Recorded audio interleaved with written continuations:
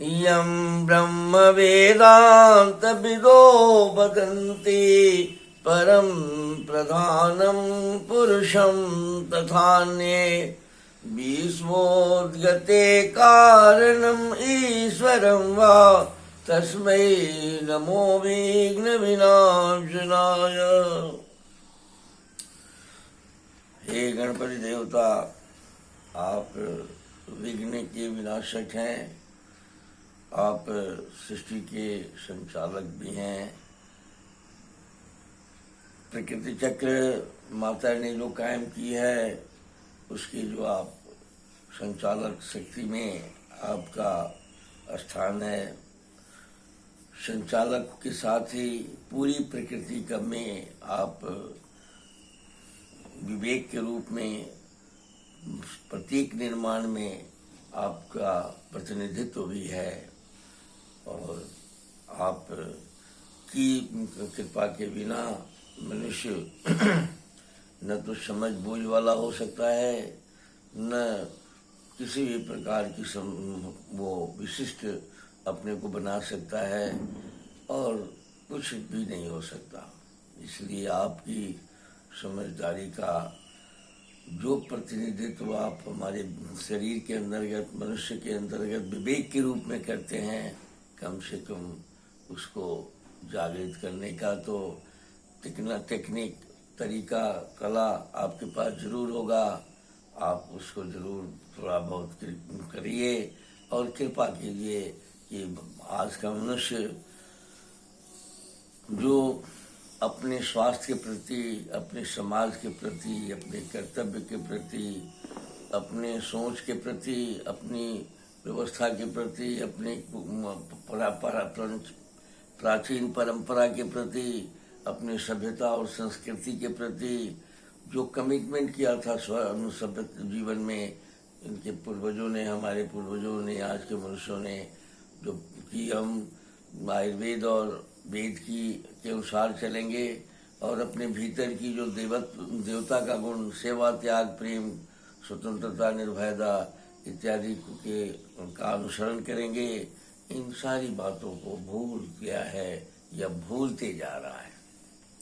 आप एक बार फिर थोड़ा सा अगर कृपा कर देते तो ये भूल सुधारने में मनुष्य कामयाब हो जाता और वह थोड़ा सा परिष्कृत हो जाता। आज हमारे ऋषियों ने उपनिषद काल में, हमारे ऋषियों ने वेद काल में, हमारे ऋषियों ने कहा कि हम जो भी ज्ञान, विज्ञान, समझदारी, समझबूझ या जो कुछ भी हम से अनजान हैं, उस अनजान से उसको अंधकार कहा। हम अंधकार से प्रकाश की ओर आगे बढ़ रहे हैं। इच्छा उन्होंने किया कि तुम सो माँ ज्योतिर्गमय मृत्युर्माँ अमृतगमय, यानी हम रोग से मुक्त होने के लिए अमृत की ओर आगे बढ़ेंगे और तम का यानी अज्ञानापन का, अनजानी शक्तियों की या तंद्रा से हम आगे बढ़ेंगे, अंधकार से आगे बढ़ेंगे। और उसी के आधार पर सृष्टि की रचना में मनुष्य जो है अपनी भूमिका अदा भी किया और एक से एक सभ्यताओं की कहानी उसने लिखी, पूरे विश्व को ज्ञान और विज्ञान दिया। ये भारत का बहुत बड़ी देन रही।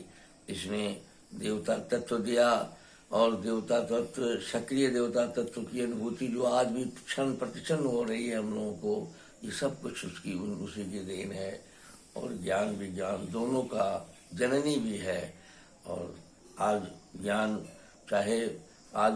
चाहे कितना ऊंचा उठ जाए, लेकिन उसके ज्ञान के सामने अधूरा है। अभी उसी ज्ञान को टेस्ट कर रहा है कि वो ज्ञान में कितना दम है, लेकिन तब तक ले टेस्ट करते करते लगता है कि विज्ञान का ही दम निकल जाएगा।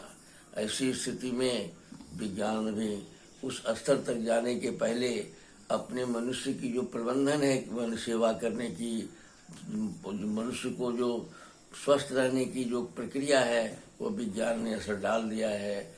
ये हमारी जो रहन सहन और शैली है, मानवीय शैली ही खतरे में पड़ गई है इस विज्ञान के आधार पर।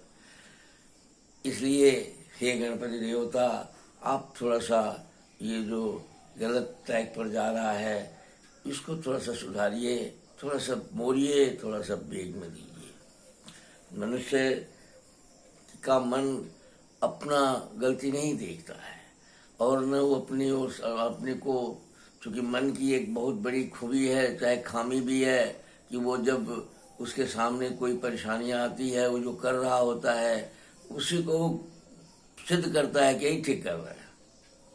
ऐसी स्थिति में वह बहुत छोटे दायरे में सोचता है और यह समझबूझ जो है हमारी जो नेचर की, प्रकृति की ओर से मिली है, ये पूरे विश्व के कल्याण के लिए मिली है और वह अकेला व्यक्तिगत एक इकाई के रूप में हमारा मन बन जाता है। ऐसी स्थिति में हे गणपति देवता, आप ही एक बार इस कार्य को कर सकते हैं। आप ही मनुष्य के विवेक के रक्षक हैं, विवेक के देवता भी हैं, विवेक भी हैं और उसके रक्षक भी हैं।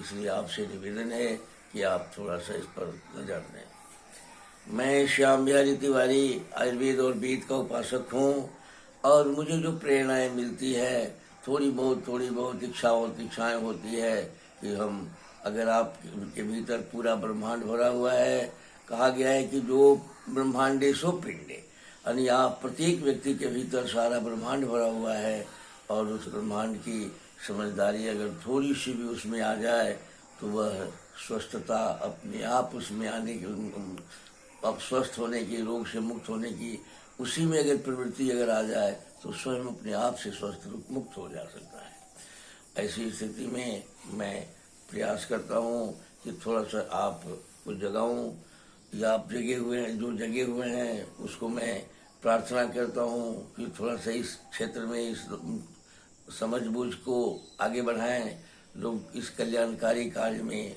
वो थोड़ी सी हमारी सहयोग करें और अपने ये सहयोग भी अपने अगल बगल में के लोगों को अगर स्वस्थ बनाने का प्रयास करेंगे, मैंने अपने को मैं कैसे स्वस्थ हूँ इस पर सब लोग मिल के विचार करेंगे तो स्वस्थता हमारे हाथ में रहेगी, बीमार होने का कहीं कोई कारण नहीं है। मैं श्याम बिहारी तिवारी इस कार्यक्रम के अंतर्गत आयुर्वेद और वेद का उपासक हूँ। इस कार्यक्रम के अंतर्गत शरीर थोड़ा सा रोग और व्याधि पर भी चर्चा मैं कर रहा हूँ। अभी पीछे सर्कुलेट मैंने श्वास प्रश्वास पर मैंने थोड़ी सी बातें कही थी। दम्मा, खांसी, सर्दी, इन सारी बीमारियों को मॉडर्न साइंस एलर्जी कहता है और हम लोग, हमारी आयुर्वेद उसको बीमारी के रूप में मान्यता देता है और पेट से रिलेटेड, अग्नि से रिलेटेड उसको मानता है कि जिसकी अग्नि मजबूत है, जिसकी अग्नि कमजोर नहीं है, उस इंसान हमारे श्वास प्रश्वास की परेशानियों से मजबूत अग्नि वाले स्वस्थ रहते हैं, दूर रहते हैं। आज अब हम लोग श्वास प्रश्वास के बाद हम लोग रक्त परिवहन संस्थान पर हम लोग थोड़ा सा बात करेंगे। हमारे शरीर के भीतर जो हम खाते हैं वो उसका दूसरा धातु रक्त है। रक्त जो है हमारे शरीर के रोम प्रत्येक क्षेत्र में, पूरा शरीर में रक्त का परिवहन होता है।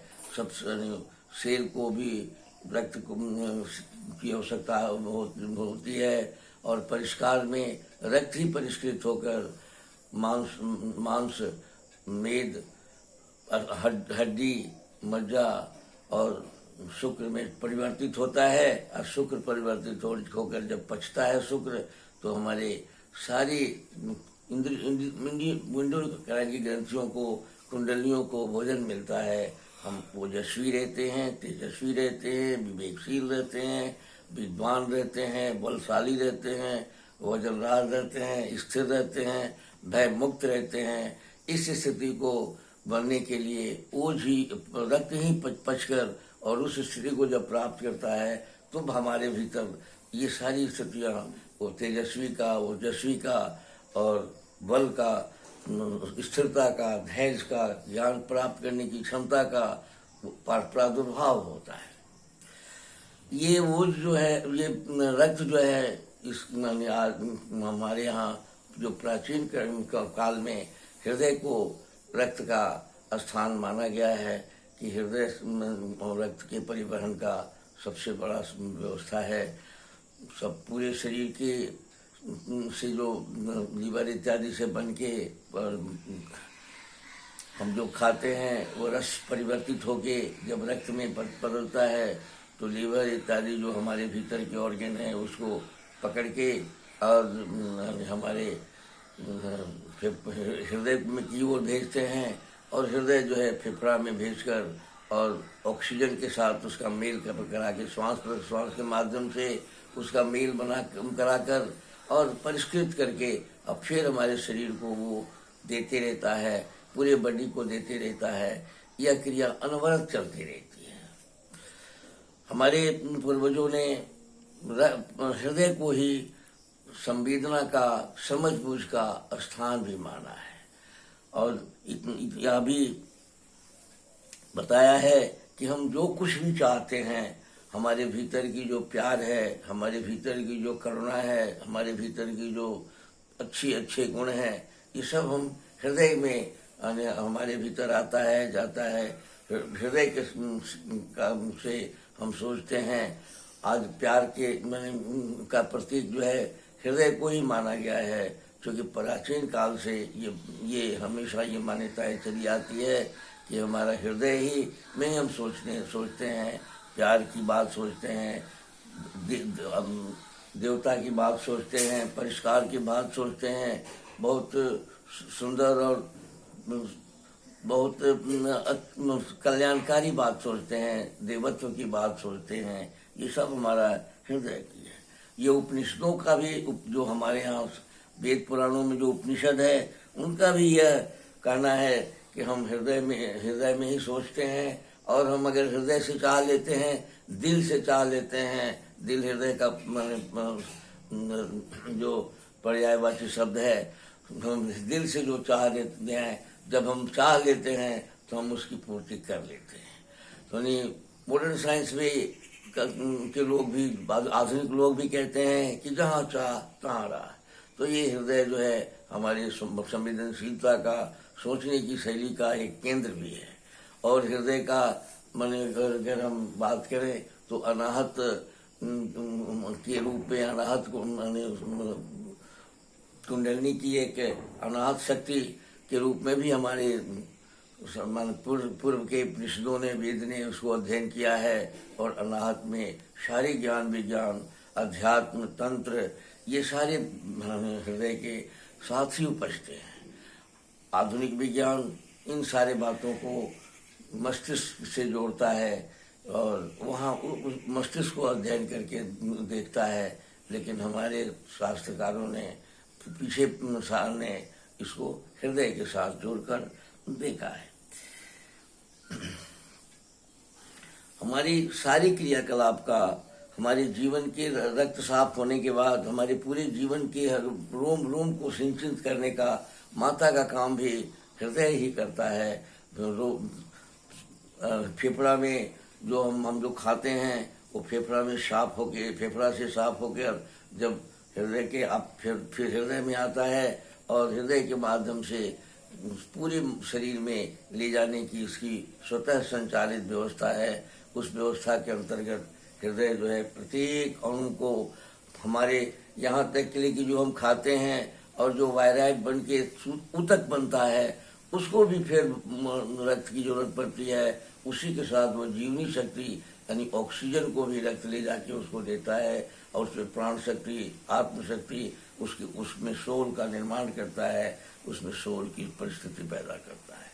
तो ये रक्त का जो परिभ्रमण है, ये पूरी बॉडी में जितने हैं माने वो कुछ 4 अरबों किलोमीटर की नस नाड़ियाँ हैं, और पूरे बॉडी के प्रत्येक क्षेत्र में नस नाड़ियाँ गई हैं। जिसको कोई मोटी नालियाँ हैं रक्त की, कोई पतली नालियाँ हैं, कोई कोशिकाएं हैं, तरह तरह के आने वो चित्र विचित्र नस नाड़ियाँ वहाँ बनती हैं, ये जाती हैं, और यही परिवर्तित होती हैं फिर मांस में, और हमारे पूरे शरीर कोश तक यही रक्त ही पर हमारे शरीर का मुख्य भोजन है। और हमारी रोम रोम को प्राणवंत बनाए रखने का भी इसी में है, चेतन तत्व भी इसी के आधार माध्यम से हमने चलता है। चित्त में भी इसकी बहुत बड़ी भूमिका है। रक्त रोग में चित्त के भी बहुत सारे रोग हो जाते हैं। जब हम हृदय की क्रिया में जब बाधा उत्पन्न होती है तो बहुत सारे रोग हमारे चित्त से भी होता है, और चित्त से उतर जाने में इससे बहुत तरह की परेशानियां भी उत्पन्न हो जाती है।